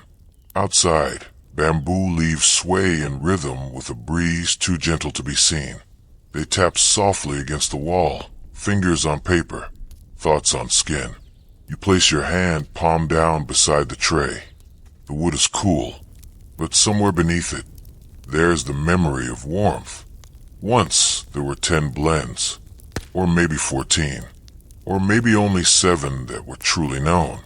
Their names were passed between sleeves, embroidered into poems, wrapped in the folds of fans no longer opened. Some still survive. Cranes in mist, first frost beneath the pillow. Fireflies turn away, but others have faded, not lost, just unlabeled. There is one blend that no one writes of. It is not described in records. It appears in no scroll, but it is remembered by a trace, a kind of shape in the air that older women recall when quiet overtakes the evening. They do not speak of it directly, but they say, "He smelled like that hour after reading."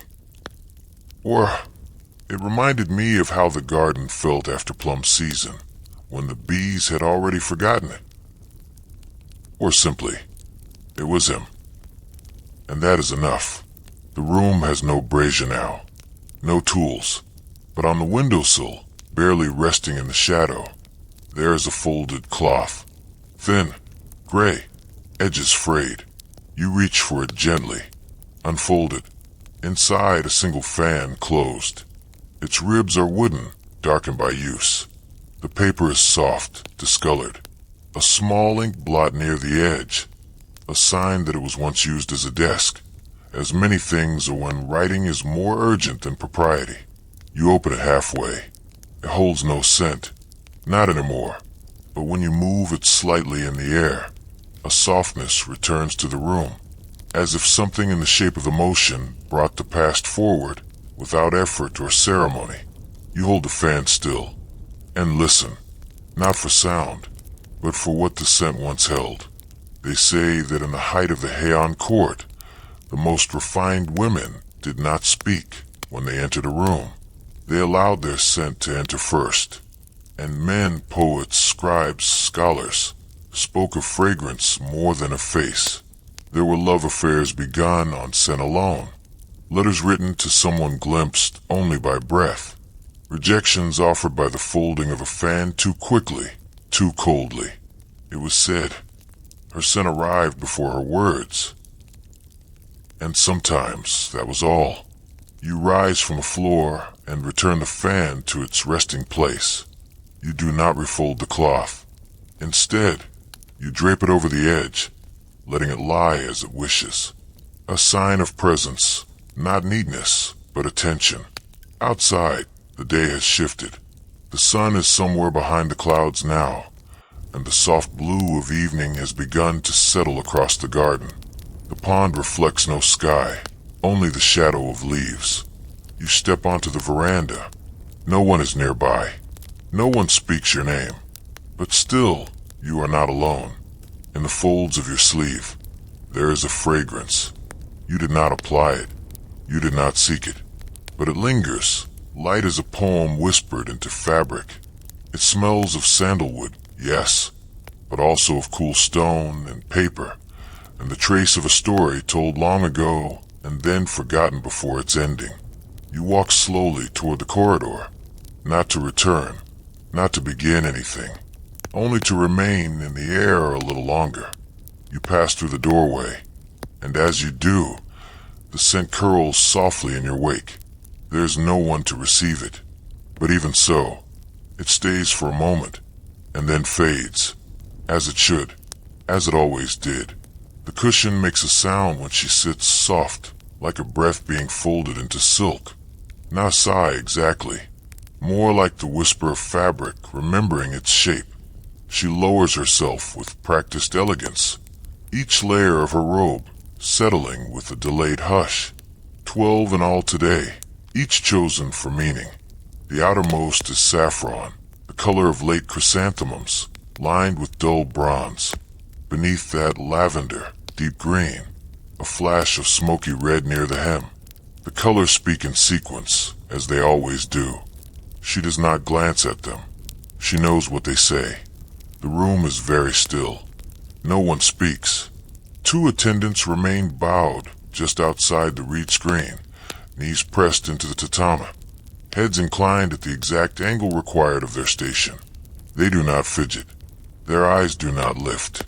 The only movement in the room is a thread of smoke. Aloes wood, perhaps, though spiced with something foreign, cinnamon bark, or a sliver of dried mandarin.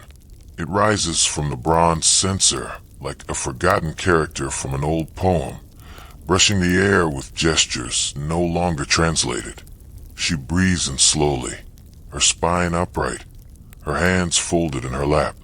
Her sleeves, which stretch far beyond her fingertips, rest across the floor like trailing ivy. Every part of her has been arranged, not just her garments, but her presence. Even her stillness has weight. She does not speak. That is part of the performance. In this room, in this hour, speaking too soon would ruin the fabric of the silence. Like steam rising from a robe before the fragrance has set, she is not unhappy. Or perhaps it is more accurate to say, unhappiness is not permitted entry here. It would be too loud, too heavy. Instead, she holds a more polished kind of discontent, the sort that tastes faintly of plum and iron, and lingers behind the teeth without complaint. There's a scroll open beside her, placed on a low table lacquered in black, and rimmed with shell. She has not read it yet. Its contents do not matter. A letter from someone's nephew, a poem sent from a mountain temple, the polite gift of words from a world that she does not occupy, though she is praised for reflecting it. The act of receiving it is the event. To be seen reading is enough. A servant appears behind the screen, carrying a bowl of chilled barley jelly, topped with shaved ice and a single preserved cherry. The tray is placed silently at her side. The servant's eyes do not meet hers. The soft clink of the ceramic spoon is the only acknowledgement. She lifts it and eats a single bite. It tastes of snow, if snow were thoughtful. She places the spoon back in the bowl. She does not eat again. Outside, the garden moves in ways that she cannot. Dragonflies dart across the pond, stitching the air with bright flashes. The wind brushes the reeds. A koi surfaces with the smallest flick of its tail, then disappears. Somewhere, someone is pulling weeds, carefully hidden behind the paper screen. She can hear the scrape of fingers through wet moss. It is not a sound meant for her. Time here is not divided by hours. It is marked by transitions. The changing of robes for the afternoon. The lighting of incense at the 4th watch. The silent arrival of a new tray. Not because hunger exists, but because taste must not be neglected. She changes robes again at the next shift in shadow. Now the sleeves are the color of faded iris, with lining the blue of early dusk. The scent has changed as well, less spice, more wood. A sharper kind of calm. The room darkens. Someone lights the lamp without asking. Her hair is adjusted, not brushed, but realigned. A strand pulled forward, another tucked behind. It is not for comfort. It is for shape, for balance. The woman who adjusts it leaves without being noticed. There was a poem she wrote 3 nights ago. She does not remember the exact lines. Something about a fan left by the river. The shape of a reply unsent. She had written it without thinking, on a page already creased. She did not sign it. Now it has returned, rewritten in someone else's hand, polished and reoffered. The praise she receives is not for what she says. It is for how quietly she says it. At dusk, the doors to the veranda are opened slightly. She does not rise. The air enters the room slowly, pressed through the bamboo blinds like fabric rinsed in wind. The garden shifts from green to silver, the pond surface holding a single glowing ripple from the lantern just beyond the cedar gate. A servant steps forward to offer a fan. She accepts it with 2 fingers. It is made of painted paper, stretched across a frame of blackened wood. One side shows cranes in flight, the other the moon. She does not open it. To open it would invite movement, and this moment is not yet ready to move. This is what it means to be seen, not to be known, but to be arranged, to be felt, as fragrance is felt, never held, never questioned. She breathes. The incense has nearly burned through. A new one will be lit before the scent disappears entirely. There's a kind of mercy in that. Somewhere below the raised floor of the main corridor, a girl crouches in the shadow, gathering petals that have fallen from the plum tree. Her knees are sore. She adjusts the hem of her robe so that it will not stain. The tray she carries is heavier than it looks. She has not spoken in 3 hours. No one has asked her name. Inside, the lady turns her head, just slightly, toward the door. She does not expect anyone. But even the act of listening is considered grace. The fan is still closed in her lap. Outside, the moon has not yet risen, but she has already begun preparing how she will receive it. She is not late, but she moves quickly, just the same. The hem of her robe is damp where it brushed the edge of the bathhouse basin, and her sandals are uneven from one being replaced last spring with the pair cut down from a taller girl's cast-offs. Her hair is tied too tightly. It will leave a ridge later when she undoes it, but she does not touch it. Her hands are full. A lacquer tray balanced with practiced fingers, a folded hand cloth tucked into her sleeve, and a wrapped parcel of incense shavings, cradled like an afterthought. She breathes once, deeply, before stepping through the sliding panel. No one looks at her. That is how it should be.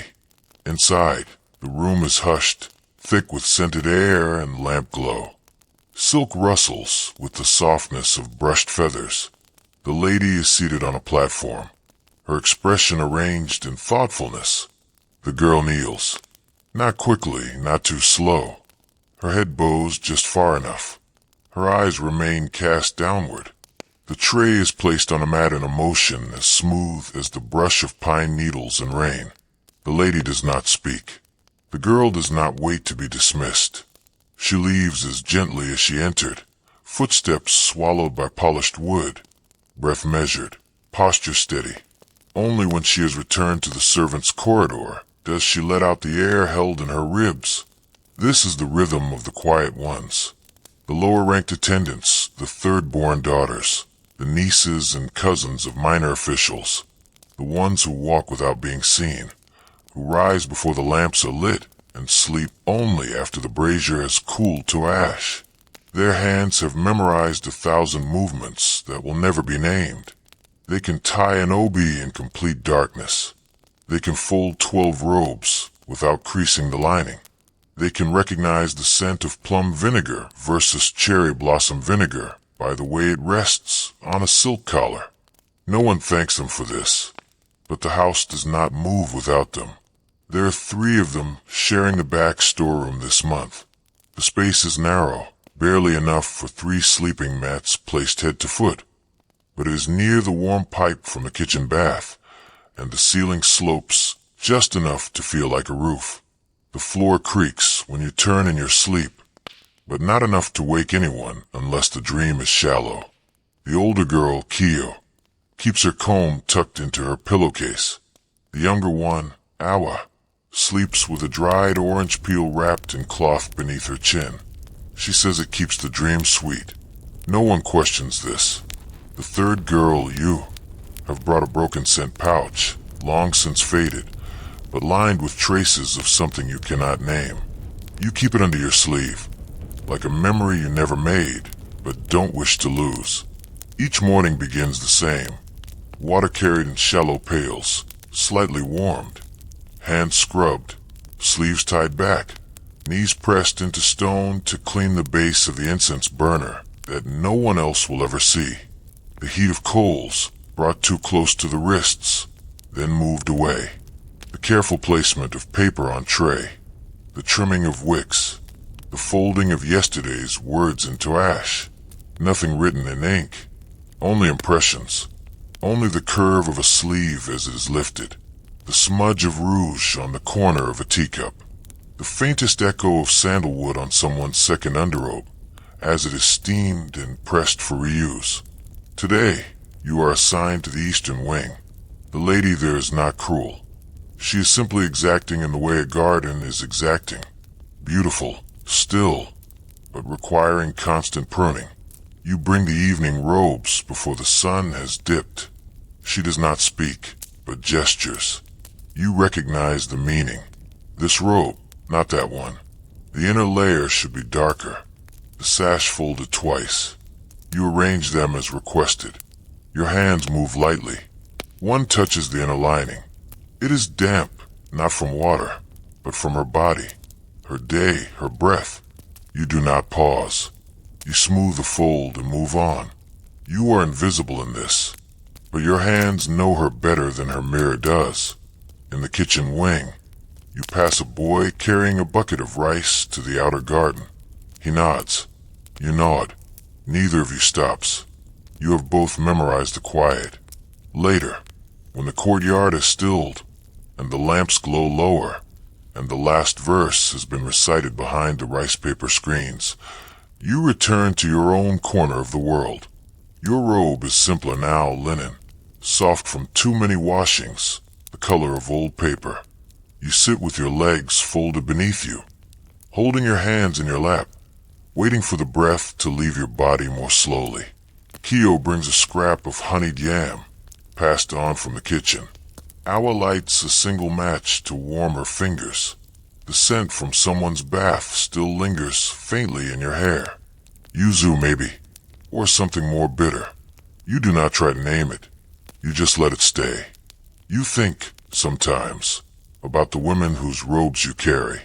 They write verses about longing, about loneliness, about the ache of waiting for a letter. You carry their letters.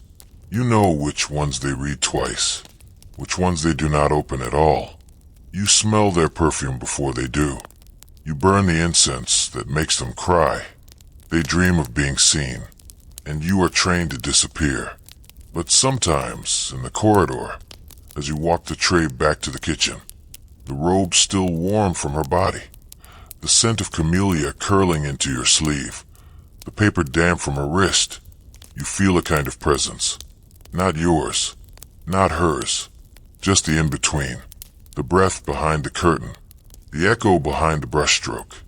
And it feels, not like envy, not like pride, but like being part of a story that will never be told and never quite forgotten. You lie down. Your mat creaks slightly beneath you. The orange peel has rolled away from Awa's chin. Kyo is already asleep. You breathe in the scent of paper, of wood, of sleeves. And as your eyes close, you think of the fan that no one will wave, the robe that no one will wear again, the verse that was never read aloud. And you let the stillness settle around you. Not heavy, just soft, like the cushion beneath someone else's silence. The corridor had been swept. Twice. A faint line remained where the broom had brushed too close to the wall, an accidental signature that would vanish by morning. But for now, it caught the light from the low western window like a trace of memory someone had forgotten to erase. The girl noticed it as she passed, but did not stop. Her arms were full, folded robes for the next dressing hour, layered and pressed, their colors already chosen, already justified. She walked without looking up, eyes down, steps even, not hurried, not hesitant. The silk brushed her forearms with every movement, 12 layers folded and cradled. Not hers. At the end of the hall, a screen had been left slightly open. A mistake, or perhaps a test. She paused. Inside, noblewoman stood alone, facing away, her back to the garden. Her robe was the color of unripe plum, embroidered with a cascade of silver grass that shimmered as she moved. The pattern was not seasonal. Not quite wrong, but not quite right either. Intentional, then. She was holding a letter. Not reading it, just holding it. A breeze moved through the screen, lifting the hem of her sleeve, and with it a scent, the kind reserved for the inside of envelopes and the backs of folded fans. Not meant to be shared, but there it was. Brief, soft. The girl inhaled by accident, and in that instant, she knew the scent. She had prepared it, mixed it 2 mornings ago, beneath the eaves with a bronze spoon and a trace of cedar oil. It had stuck to her thumb until evening. She stepped back without a sound. The robes did not shift in her arms. The screen moved again, closing with a slow breath of air.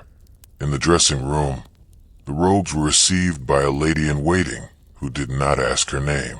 She gestured to place them near the ink table and adjusted the curtain so that the light fell more favorably across the floor. The outer layers should face north, she said. The girl bowed. Of course, the direction mattered, even if no one would see. In the garden, stones were being reset. 2 workers knelt with wooden frames and thin paddles, realigning gravel around the stepping path so that the lines would appear effortless again. 1 stone had been dislodged in last night's rain. Now it would be carefully misarranged to look like nothing had changed. The noblewoman might pass through here later. She might pause. She might say, "The moss is very poetic today." Or she might not speak at all. Either way, the stones would be watching. Inside, another servant replaced the burned-down incense with a sliver of agarwood pressed between 2 coins. The fragrance was chosen to suggest distance. It would smell like memory, not the memory of a person, just the mood of one. It filled the room with silence. The noblewoman set the letter down. She had not opened it. Later, in the servant corridor, the girl who had passed the screen washed her hands. The water was warm from having been left in the sun. She cupped it over her fingers, rubbing gently, letting the scent rise again from her skin. It was faint now, but still there. She dried her hands on her sleeve and checked the bamboo slats where the daily notes were hung. There were no new assignments, so she sat, not to rest, just to wait. The air smelled of starch, pine ash, and something sweeter, leftover from the robe pressing earlier. It reminded her of evenings when she was very young, when her mother boiled cloth strips in vinegar and hung them above the stove to dry. She had not thought of that in years. She let the thought go. In the receiving room, the noblewoman was being read to, a poem about a bell in the rain, or a mountain walk. It did not matter. She was not listening, not to the words. She was remembering something else, something that had arrived earlier on the breeze, between the curtain and the garden, a scent she had not asked for. It was familiar, but not hers. She didn't mind. It reminded her of a robe she had once worn, years ago, before her marriage, before her title, when her sleeves were shorter and her thoughts less rehearsed. She thought of that younger version of herself now. She tried to recall what she had desired then, and could not. so she returned to listening, or at least to the appearance of it. The story continued. Somewhere a tray was dropped, not loudly, just enough to create a moment of tension that did not belong. The girl who dropped it apologized in silence, bowing low enough that her hair brushed the mat. A few grains of pickled plum rolled to the edge. They were not retrieved. No one saw. The noblewoman turned her head slightly at the sound, but did not rise. Her tea was refreshed. The letter remained unopened. Her fingers brushed its edge. That evening, the robe she had worn earlier was passed to the back washing basin. The scent was still faint along the collar. The girl who folded it noticed. She held the fabric slightly longer than usual, not to delay, just to remember. It would be gone after soaking, all of it, in a quiet part of the estate. Just before lamps were extinguished, the same noblewoman opened her window. Only a little. The air was cool. A moth brushed past the frame, then disappeared into the reeds. She thought again of the scent from earlier. It was probably an accident. A servant passing with a parcel. A trace caught emotion. Still, she had thought of it more than once, which meant something, or nothing. In her own corner of the servant's room, the girl laid down with her arm beneath her head and her sleeve pressed close to her mouth. She breathed in. Nothing. Only linen and heat. Still she smiled, just a little, and let the stillness return, like scent, departing, without sound. The pavilion had been prepared since morning, not with urgency, but with deliberation. One did not rush the creation of an event designed to appear effortless. The floorboards had been scrubbed with a mix of pine ash and sake leaves. Fresh mats laid. Screens adjusted so the wind could pass through at the correct angle, just enough to stir the hanging ivy, not enough to threaten anyone's sleeves. Plum branches were arranged in low baskets at the corners of the platform, their blossoms already half past bloom. It was intentional. Freshness would have been gauche. What mattered was the suggestion of time, of beauty at its turning point. By the hour of the ox, guests had begun to arrive, silently, through corridors softened by fragrance and brushwood screens. Their names were known, but not spoken aloud. Rank did not need to be repeated. It shimmered from their posture, from the way their sandals touched the stone, from the measured stillness of their sleeves. A servant bowed as each entered. No eye contact, only silence and scent. The lady hostess sat slightly elevated, framed by a scroll depicting swallows in flight. Her robes were pale chrysanthemum and smoke. A tray of inkstones rested beside her. She did not write. She did not need to. Her presence was the writing. The theme was longing, or perhaps regret, though neither was stated. Only a few brushstrokes, painted hastily in the corner of the scroll. A sleeve brushed in passing. A scent that lingers. A name forgotten too gently to grieve. The first guest composed a verse within moments. He had prepared it earlier, though he feigned inspiration. The second took longer, holding the brush just above the paper, as if asking permission from the air itself. The third copied a poem written by someone long dead, changing one particle. It was praised for its restraint. The tea was poured with care. The cups had been chosen for their chipped glaze. No one commented. To speak of their imperfection would be vulgar. To ignore it would be a failure of awareness. Instead, each guest admired the curve of the handle, the subtle clouding along the rim. One cup bore a crack that had been filled with gold. It was placed in front of the lowest-ranking guest. She held it delicately, and drank as if the crack were a story meant just for her. The noble hostess wrote nothing herself. She smiled faintly, tilted her head, let her silence suggest approval. It was understood that her taste, more than her words, shaped the gathering. Beyond the screen, a servant waited with a bowl of rose water. to rinse the brushes. She had been standing for 2 hours. Her hands remained folded. She would be offered nothing from the tray. But when one of the ink brushes fell to the mat, she stepped forward quickly, caught it before it rolled, and placed it back in its tray. The guests barely noticed, but the hostess glanced once, and the servant bowed, then disappeared. Another poem was read aloud. The paper did not hold his words, only the heat from his hand. There was a pause, soft nods. The next guest adjusted her sleeves. "I prefer my regrets unspoken," she murmured. It was unclear whether she meant it as a verse. A breeze moved through the screen again, carrying with it a scent from the kitchen garden. Not part of the plan. Scallion ash, something faintly earthy. A servant had stoked the hearth too soon. The guests turned slightly, nostrils flaring. Someone coughed, very softly. The hostess reached toward the incense tray. A new strip of agarwood was lit. Cinnamon, dried orchid. The scent pushed the intrusion aside. The poems continued. Some were genuine, some were borrowed. A few were inscrutable. One was so precise, so finely shaped, that it passed without comment. Nothing could be added. Its silence was its applause. At the gathering's end, the guests bowed, not to one another, but to the idea of each other. They left their poems behind, neatly arranged on the scroll. By evening, only 3 remained.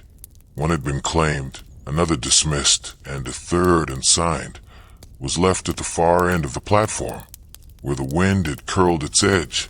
It read, "I wrote your name in smoke," and watched it disappear before the ink was dry. No one asked who wrote it. It was not recorded, but the servant who gathered the papers read it once before folding it. She did not understand the name, but she understood the gesture. That night, the ink tray was washed. The scroll returned to its box. The cracked teacup, wrapped in cloth, was set beside the others. The poems were placed in storage. They would be opened again next spring, or not at all, and in a room with no guests, no scroll, no platform. A single woman sat on her mat, folding robes that had absorbed too many perfumes, too many sighs, too many poses held just long enough to become real. She folded them with care. The scent still clung to her fingers. It was not hers. It never had been, but it would fade, just the same. And so, the story drifts to its close. The scrolls are rolled. The lamps are low. And the night folds gently around us once again, as we leave the quiet paths of the past behind. It's comforting to remember that time does not vanish. It lingers softly in the folds of a robe, in the scent of warm tea, in the hush that settles when we listen with care. The people we met tonight may have long since turned to ash in memory, but their small moments still breathe, in the way we watch moonlight from a window, or pause before speaking, or find beauty in something almost forgotten. If this story brought you peace, or helped you find a little stillness tonight, you're warmly welcome to like, share, or subscribe, only if it feels gentle and true to do so. And if you'd like to leave a soft word in the comments, let me know where you're listening from, and what time the quiet found you. I'd love to hear from you. Until next time, rest well, dream gently, and come back tomorrow for another story, when the world slows down once more, and we return together to the places just beyond waking. Good night, and thank you for being here.